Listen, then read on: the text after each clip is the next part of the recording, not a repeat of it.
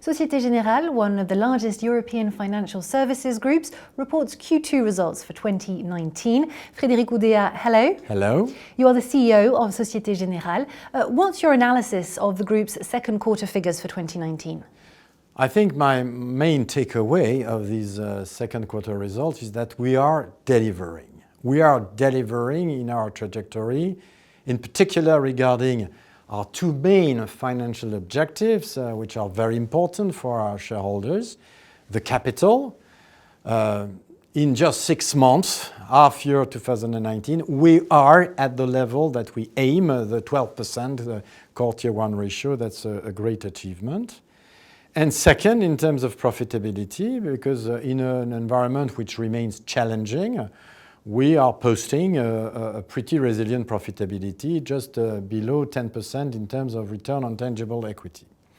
This is the result of overall good commercial dynamic of our businesses, so in particular in the retail activities and financial services. The results also of a strong discipline of our costs, a low cost of risk, which reflects the quality of the credit portfolio, and all in all, it translates, as I've said, in a profitability which is pretty good in an environment which is remaining challenging, in particular in Europe. And more specifically, what were the trends in your main business lines? As you know, we have three main businesses. If I start with the first one, the French retail banking, we are doing well in an economy which is growing, in particular supported by a strong dynamic of the investment by the corporate. It's a sound growth from that perspective. And, for example, the growth of our equipment loans for SMEs is 8% compared with last year. But we see also a development of our high net worth and mass affluent client base in our retail networks by 2%. And Boursorama is carrying on growing very fast as the leading online bank in France with 1.9 million clients, very close to the 2 million target that we have for this year. Beyond, I would say, the commercial dynamism, let me just highlight that quality of service to our clients is key going forward. And I was very happy, I must say, to see that in a recent survey, a newspaper called Challenge asked three associations, professional associations of people in charge of finance in corporates, which was their preferred bank, and actually Société Générale is ranking number one. I think it reflects the commitment of our teams on the ground on a daily basis, and I think it's very good for the future. All in all, we have a revenue which is growing despite a low rate environment, which is difficult for us. We monitor well our costs, which are going down, and so we are able to post a pretty good profitability. Regarding our second business, international retail banking and financial services, like previous quarters, I must say that everywhere it is growth. It is positive operating jaws, and with a low cost of risk, it's an improvement of the profitability, which remains very high. It's really our growth driver everywhere, whether it's in Central and Eastern Europe, Russia, Africa, or in financial services. Everywhere we have a positive picture and remain very confident in the coming quarters.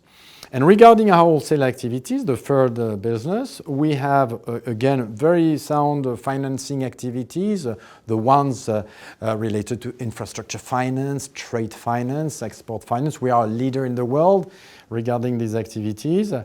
In the capital markets, it's resilient revenues. I mean, going down versus last year, but improving compared with the first quarter, taking into account that we are just in the middle of the restructuring, and we have decided to stop a certain number of activities in the FIC business. And of course, the revenue reflects this, but overall, a pretty sound performance in a challenging environment, in particular in Europe. So what are your priorities for the coming quarters?